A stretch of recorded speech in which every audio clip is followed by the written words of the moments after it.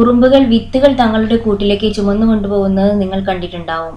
വിത്തുകളിലെ ഇലയോസം എന്ന ഭാഗം കഴിക്കാനാണിത്. വിത്തുകളോട് ചേർന്ന് കാണുന്ന ഫ്ലഷിയായ ഭാഗമാണ് ഇലയോസം. ഇതിൽ ലിപ്പിഡ്സും പ്രോട്ടീനുകളും ധാരാളമായി അടങ്ങിയിരിക്കുന്നു. 2019 ഹ്യൂഗോ ഡീൻസ് എന്ന 8 വയസ്സുകാരൻ തന്റെ വീടിന്റെ മുറ്റത്ത് കണ്ട കാഴ്ച അതുവരെയുള്ള ശാസ്ത്രധാരണയെ തിരുത്തുന്നതായിരുന്നു. ഓക്ക് മരങ്ങളിൽ സ്നിപ്പിഡ് വാസ്പ് എന്നയിനം കടന്നലുകൾ ഉണ്ടാക്കുന്ന മുഴകളെ ഉറുമ്പുകൾ ചുമന്നു കൊണ്ടുപോകുന്നത് ഹ്യൂഗോ ശ്രദ്ധിച്ചു. പിന്നീട് ഗവേഷകരുടെ പഠനം ഒരു വലിയ രഹസ്യമാണ് പുറത്തു കൊണ്ടുവന്നത്. ഈ മുഴകളിലുള്ള കാപ്പല്ലോ എന്ന ഭാഗത്തിന് ഇലയോസത്തിന് സമാനമായ രാസഘടനയാണുള്ളത്. ഉറുമ്പുകൾ ഇത് വിത്താണെന്ന് തെറ്റിദ്ധരിച്ച് തങ്ങളുടെ കൂട്ടിലെത്തിക്കുന്നു. പിന്നീട് കപ്പല്ലോ മാത്രം കഴിച്ച് ഈ ഗാൾ അല്ലെങ്കിൽ ഈ മുഴകൾ ഉപേക്ഷിക്കുന്നു.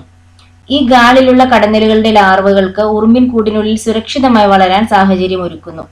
ഉറുമ്പിനെ കബളിപ്പിക്കുന്ന കടന്നലുകളുടെ ഈ തന്ത്രം അറിയപ്പെടുന്നത് കൺവേർജന്റ് എവല്യൂഷൻ എന്നാണ്. തന്റെ നിലനിൽപ്പിന് വേണ്ടി കടന്നലുകൾ സ്വീകരിക്കുന്ന അതേ തന്ത്രം പ്രകൃതിയിൽ മറ്റ് ജീവികളിലും കാണാനാവും.